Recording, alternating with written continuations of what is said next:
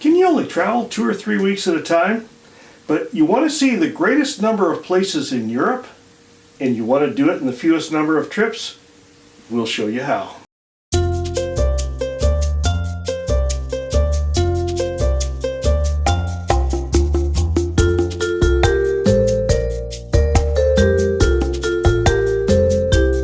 Europe is a complex continent to explore. There are 44 countries and there are thousands of distinct locations, many worth visiting. 3 trips, each one about 2 weeks long, can get you to almost half of them. We'll show you specifics. If you're new here, welcome to our channel. Our goal is to help you travel as far as you can while you still can.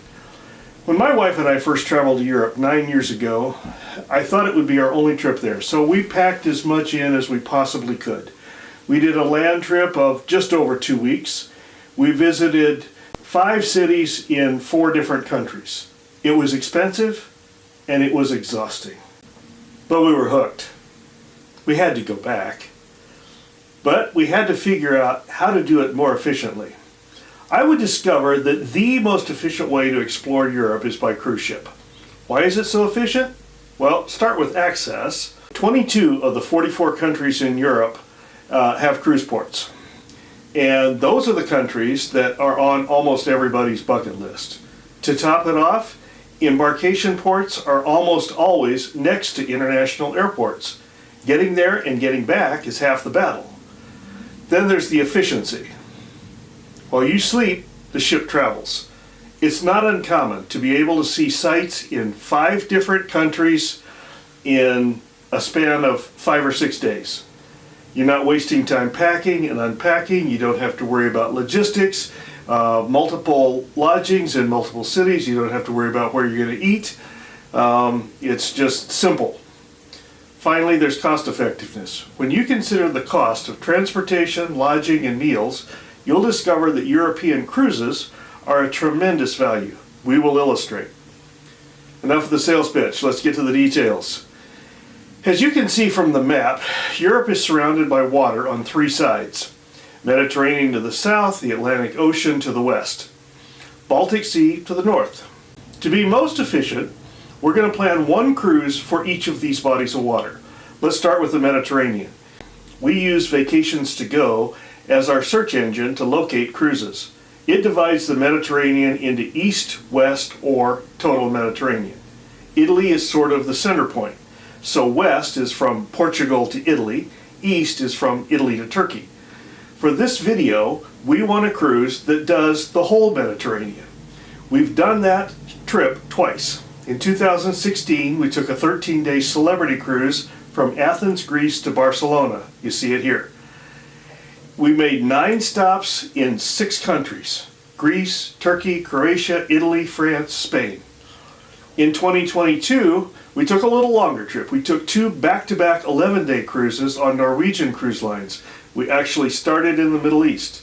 So, in the course of 22 days, our itinerary included an incredible 20 port stops in 7 countries. In addition to all of these, you can also stop in Malta, Slovenia, Montenegro, or Albania. In all, there's at least 11 different countries that you can visit. And you can also pick up a couple of Asian stops along the way. Here's an example of a 14-night Princess cruise that includes Spain, France, Italy, Greece, and Turkey. It stretches from the Rock of Gibraltar to Istanbul. Try doing that in a span of 14 days on land. More than a dozen cruise lines operate in the Mediterranean at competitive prices. In addition to NCL and Norwegian trips, we've done shorter sailings on MSC in the Western Med, we've done Holland America in the East. All are great options. Okay, so you've knocked off stops in a half dozen southern countries. Now how about the West? The UK, Ireland, France, Portugal, Iceland, and the Netherlands are all in play here. Southampton, which serves as the port for London, is the most common port for at least one end of the trip. In our case, we chose the Princess Cruise Line British Isles Tour, and I give it the highest marks. From Southampton, we made a stop in Guernsey, 2 stops in Ireland, 1 in Northern Ireland, 4 in Scotland, and finally a stop in France, from which we were able to do a Normandy battlefield tour before returning to Southampton. It's a fantastic trip and one I would highly recommend. There's a variety of British cruise lines also that sail in this area, including P&O and Cunard. Travel tip. While we use Vacations to Go to find cruises, the prices you see there don't include port taxes and gratuities. So we then turn to a site called Cruise Plum. This will give you the all-in cost, inclusive of taxes, port fees, and gratuities. As you can see here, the cruise that we took is available this September for an all-in price of under $4,000 for 2 people.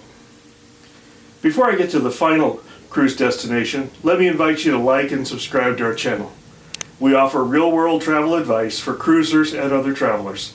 It costs nothing to subscribe, and it really helps the channel. The Baltic Sea will be the finest leg.